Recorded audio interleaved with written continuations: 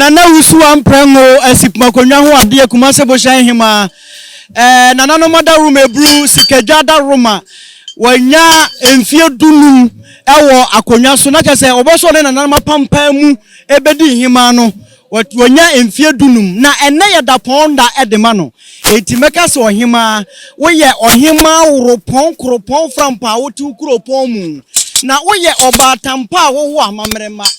na wo ye atofokese a wuturu mpempem Hemaa wo ye Hemaa frichi freche fremre fentem fremba tampa edom dan wo se de ketrema da abodwe nana Owusua Mprengo obatampa wo ye opampa mira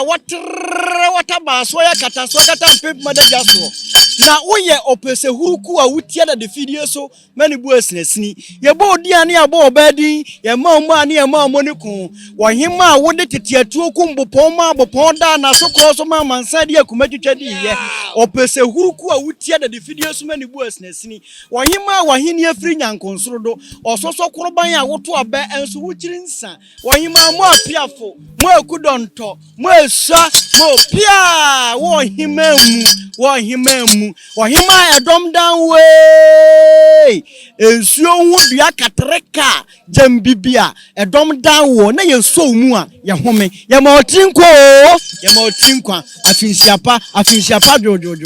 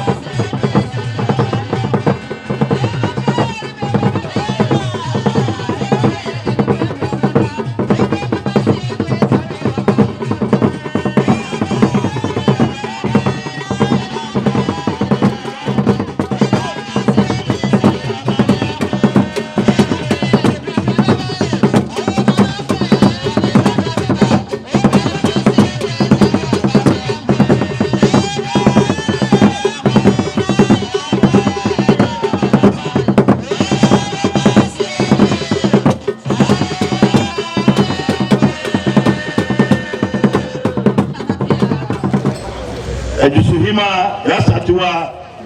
Etwura ona egruhano ono na otwitio no ani mema ko ani amrofuku yamana kwaba nzo ababidruha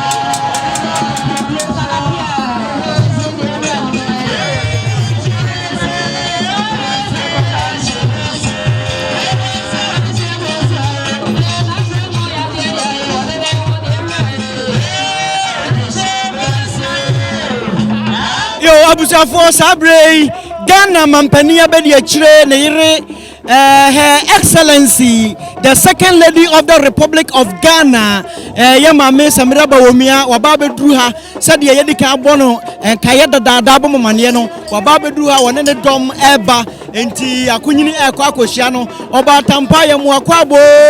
yamu akwaba ododro bribie yamu akwaba Her Excellency Yamame Samira Bawomia wodwene nipa ho wodwene amanfo enti wabadwumedi yase a yase yamu akwaba yede wase yama money was some pa one day ukunu mode som Ghana man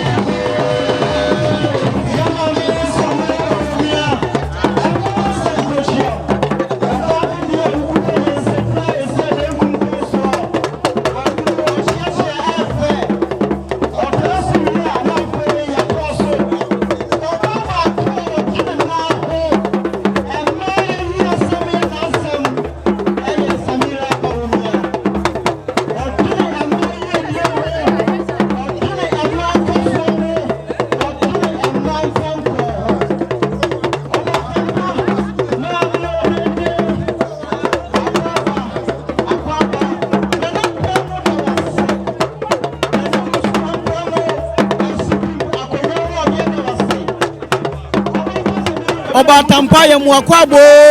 ya muakwaba ododro bribie ya muakwaba Her Excellency ya Mame Samira Bawomia wodwene nipa ho wodwene amanfo nti wobadwumedi yase a yase ya muakwaba yede wase ya mo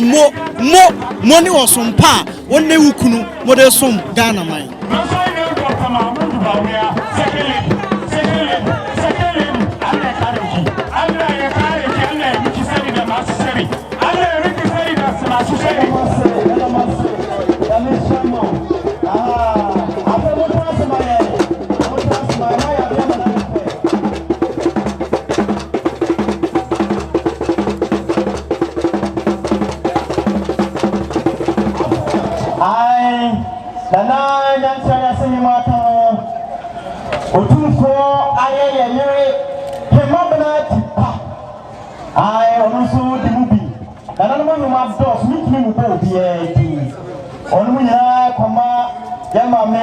Samira Bawomia Akwapa. Why am I a second lady I would do nipa ho. Media Makase. Yama media. Said he was sitting in my ear, dear home. na mada na kuma so ne make our so bring tinku pese what ma ho second lady Yamisha tanko woni me di 15 years ya second lady dey go be there what that be woni ma ya ya de papa so what do me ya se kwa kasampa what do hard the waiting ba hapa so na bo mi ya ko aka che hukuru se first me contract na me yira so the digital address system no ba ya ni ti me contract ma nya radio GPS mene otufo ayeye Hemaa le ko ye otufo ayeye Hemaa bere ti para me le contract o ne pa ai le contract first the contract na ma yira second lady o ko akati wura o se me kwa me woni mfoko gogo for first me contract na ma yira so sa GPS no de ba ye no e se be contract ma yira bi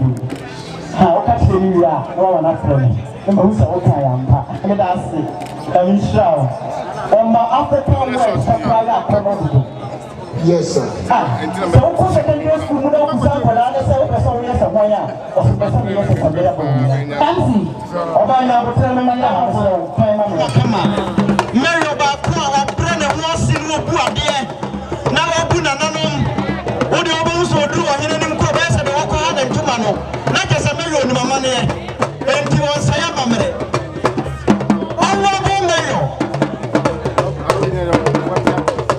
Honorable Samuel Pine, aka Sampine.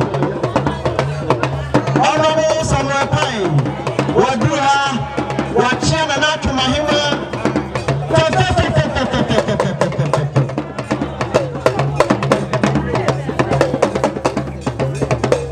Honorable Sampine, Wano and African Tea, Yaw Dibemanoa, Yaya Delumi, a good atadi anymore. Assemblyman, with the Honorable Sampayachi, Wachia, Nana Joshua Hemaa, and Awabachia, Nana Owusua Mprengo, was in a memo tinker, or Hemaa, what you could never say. One of the Cocomas are meant to be, but Matissa was saying, you don't come and put it to Nako Super.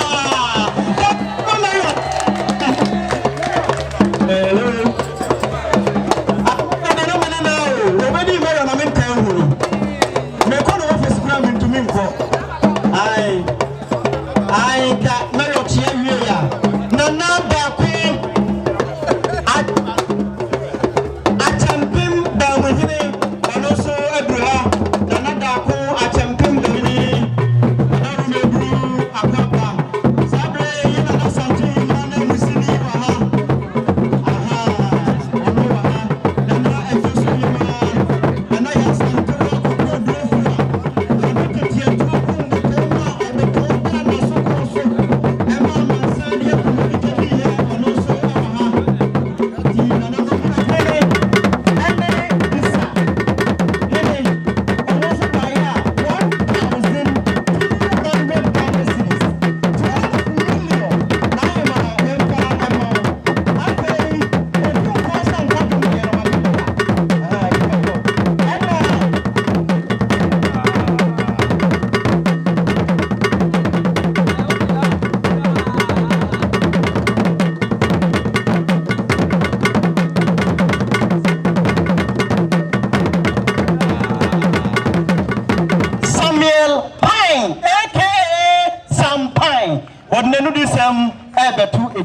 Hemaa fefa munyina mo bone chido assembly members ha Bohyen man ahoho a efi achirichiri eni baby biara bai mijina omampani anamu second lady anamu onini kunu Alhaji Dr. Mahmood Bawumia regional minister na yema nana Owusua Mprengo tosmiyeno utrinkwa enfia dunum say abofra ene ewo no a nka by now o senior high school e kira say eyemre tintin a so bi bedi akonwa dan tawantawa bi ama notimi edi 15 years ekwa no fata say yemana mo ne boda baso nana Hemaa utrunkwa emmapunu ntitiye mahu foundation a wate na titru emayoa eho asem ehia emunti mekenkan ho nsem etie niema a wo so wo ya no Bohyen edeboa no efata se yebo abaso nya di tu biase nyinara nim se obi biara nso ye bisa eyeyi sebe nipa ba kunsa entimi nkata nyame ani me papa nso ka se mi tere me minu anu mosifo abohabo fanche me na asem so enokre kosi ya fada ko momosi mani nsu enka no asantefo ne ya kurukuru wa yeti ya sapoka na hu mosi nso a kramo na ni mosi kokon a wo teta fam ho wo pejati no ahwe nanim owiem wo betumi de da ko abodo me neso wo kira wo se amamre akonyadie amamuo eyen kakra ne yedeko ntoma mpanisi osramo mo na chidom eniema mu atusun kakra nanso ene yetu piachi na wotwe na atwumi na atwam ya ye ho sensakraye eba ohia mo mpaye sensakraye eba no ye nyinara ye de akoma pa ebeta achiri na sebe kusibedo wosaw misaw nana Hemaa adwuma awudie yan assembly ye fe yesi suku adan ye pa na so wo se wo so ya sene na wo de aboa yan a ye nya obusara ye so ahode e beba beta achiri madwuma na koso eno so ye beye e de aboa saa so ne beso bibiara o ha Bohyen dana atwibosi akon adwuma a wona wo Hemaa mo ye no mumienu mo kwa ma hoden entimi enti Bohyen man emabuno mranti emeba wa businessmen and women a wo ha munyinara momiye ntai nananu machi ya chichire ne yeyia ye nyinara enienya ho emfaso second lady say omotrunkwa oso shira kuse wonim se ubedi mfie dunu enum so no obeba abeta wachi ama bibia akoso yesu ya baya yentimi nkwasa yenkwa yese abrante bia oko obi wedrase na nwa ya kese nyina onu na num ye cake ye twa onu kra na BBD first obi no ro ni shirt gunu ko ko hina osmame dodo bayema emanisa assembly no so ekura Ghana sikai ene 5,000 eya titi 50 million ya de boa wudwumadie no se bibia bekoso na won kwaso onyame nhiramo ni enwie second lady her excellency Mrs. Baumia ono si school da wo ye ho adwuma no ono so boa cement bottle no oha 100 bags efa kan efa ye adwuma no ni ebedo bibia ase nananom asafu mpanimfo chief imam ne mpanimfo assembly members obi biara oha onyame nhyiram na Owusua Mprengo wahiniye ohimaniye no enyefe na nkoso da na freya ya babe kan ho ahya Bohyen ene Asante man so ene monyam ye do bibiara ase ansambo anyamudana ose ye ma mese o ma ye 100 bags of cement go some kese pa ma second lady ya ko insurance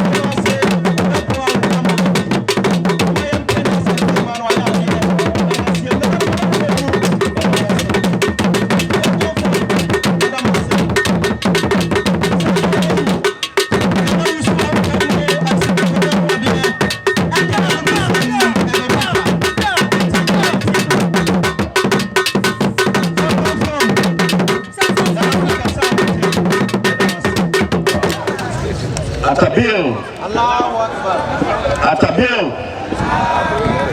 Emamunina Kaba. Honorable Administrator Kaba. Any sorrowful I 2 years after more. Nemunia no go chidom ama dwedie akoso. Da masi. Ejeni penjina na umetra kuna sukura ubutibidi afi. Si ebema ya mi ofa si iba e maame etirinkwa se empepeso e nyankopon dina beti akunwai efie edunum amen Islam okano ho na niso adia odita mechi buche imputio so de abrancie no bitna no kai da na sipi e bompa papa amano say ya fie dunu no e be ko nanim na akonu da na sipi et moi c'est ya tu ça frère musu maba mo nyina musu mudi odo ebe ko odo mu ama dumadie akoso ni se ahima fo no bi badie mo nyina ba ebo ni chidom na akoso et moi c'est ya tu ça frère moi mo nyina musu maba be kan ho na ama dumadie Mamunya Akaba, et Damasipi, Namishram. Namishram, Subonsam, Emma, Nanabo saying, Nananom, Hemaa for Otu for Plamo Penny Nananoma, and a day, was some other Jenny at the Abetamichi. And the Munina see. Edamwasipa sanse nnyeme wo kromu ha no me ankasa mani tua se adagye ni kromu ha pra enso masem adagye enkanka the lady of the land second lady of the land as many agye abroso sanse mi nim se di dwumadi doso enso ni nyina mu no oso beba wodi nani monyam abeta amachi edamwasi woni monyam a wodi ahyeme Meda Bohyen man nyina so ase Meda mensenum so ase Meda ebusua meda mu so ase Efie dunum ni ena mu se bibi fufuro bi wo mi mu enu nti mo de akonya hye mensa na me so me bo mi tirimu pose me mammo ni mu ase da biara da Enuntino, the metimi aye, ama Bohyen man di, edu wiase bebia no, meye, ama Bohyen, obia ti Bohyen di. Edi ade no mfie mienu ati no, ena me sha ase ese, meboa eyesu ye ne, nkola ibe display. Me sha ase free school uniform. Me build school toilet. Me ma omu computers. Ni na na ye Mprengo needing foundation and am de shasie me ma wo books any pencil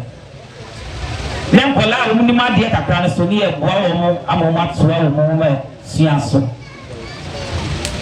enam so ana ye di free Bohyen e di kopie asie ni mpon sesi a wo kopie asie ni mpon primary school a wo computer lab wo no e Mprengo needing foundation and a building my home.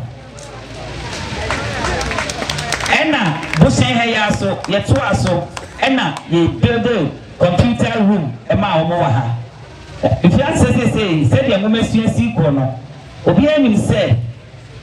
enumasuan kan ho a untimi nya hwe. Say edru bre bi say ya na ya kai say nkenya boafo a nke bia ke be ko yanim o life mu asisi. Eti edu brebi say ya na ya man ye ma bi ho ehia ye esanse enwomasuan eye safoa aye di bie pono e di hye abrabas sawe school yi be ayi ba ko ho 2 classroom bi ho Mprengo ni foundation ye build the bricks said the be ya e hyew enkan kwala no e nurse school ye sima enkwala no if you no jumadi be brave e na ye di se okọ esu ade baby a friend of Apinimade. Teacher for the better woman say, Omunya baby granda, the quine so yeti, a quine of dime so better no woman got them colana dear. And ultimately dom effort to your hoso. Yakobi 6 teachers Banglo, Edema Womo. Emma teacher for now, a west school honor. Etina ho, and the Oko says here ho. And see why, yes, I'm so. Asante solar panel and no na no debate me asua de esanse na kania eni kromo ho it's a building solar panel it costs a lot of money ye building ma wo no kokrom ho a enkola no omu computer lab ho a omu kania omu de sua de nene na Owusua Mprengo mesi mi mfie dunum yi ebre na nyame ya maye esanse emu enkotohwe ase ni nyina emu na se da so ti ase a obi beka se wo na tewo obiaro na ni suade wonu ene kwanya Onyankopon fa so a obo no ba wiase wi eti di obia betimi aye no bona baso na onye ni yie enuti sese mebusa de ene made srede a me de tu abadwafo nyina anim ni se me fie dunum yi ebeye manite ebeye mawo a se school ya ye park yi wa hai enkola efi se ye kwan no class ni twem hwihwihwi a ehuma nkola no enu nti no me sese mfie dunum yi mu o ma ye nyanka idum bi nsi wo na dachi bi no yakase na Mprengo ni mfie dunum no na ye saa wo yi edi ma school no enti botaye pa edi bojai eni se ye pese ye jefotuo na ye to wo edifa Bohyen primary school ho na ye to wo ne fa ho a na nkola ne security no edi mu esanse na se ya esi ni na wo twekura akola bi wo carbon no na me adom wa mu na so ye nhwe mu obi mu ansa ni akase ye hu yanka sa wo hwe animu ho no upie nkola ne free school dem na no short yi na mu si kwan mu isusu se e ya de a ehu mayen ye nananom ene ye mai e wo kuro yi mu enti ene dai adofonom enuanom nananom ye nyina adesredie ena bedi nkotodie gu fom esremo semo mienhwe ne nkola no we security nti yento wo emfa Bohyen school yi ho kana no madaroma se me frɛ mo srɛ mo bodwa ya na botaye titiru pa eda makoma so eni saa ade eda makoma so yi eti mesrɛ mo se enuanom mo maye mmoa ye ho na ye mmoa ye ma no na ye nya bibi na ye nya dimpa ye kokora na de bia ye behu no ya ta ye se ohima bi bai na ye frɛ no na Owusua Mprengo ASIPIM akonya ho ade kuma se Bohyen Hemaa wono ene to fasuo yi e de first school yi ho ebra na wodi ni mfie du no kana no e ya de sredie medamo ase se mo de mo so afam na me nhyira obi ya na nana mo sama fo ni sikadwa ni pudu nhyira Gana ya wa kenye na me nhyira oba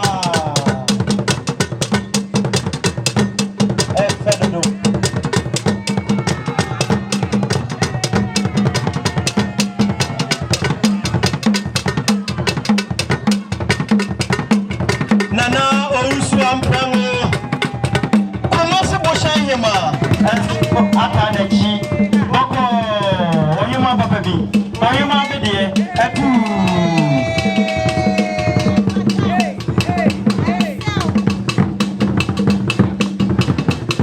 efe na na josu Hemaa na ya Asantewaa so ato so na Asantewaa de was one of the area was 7 castle. Aha.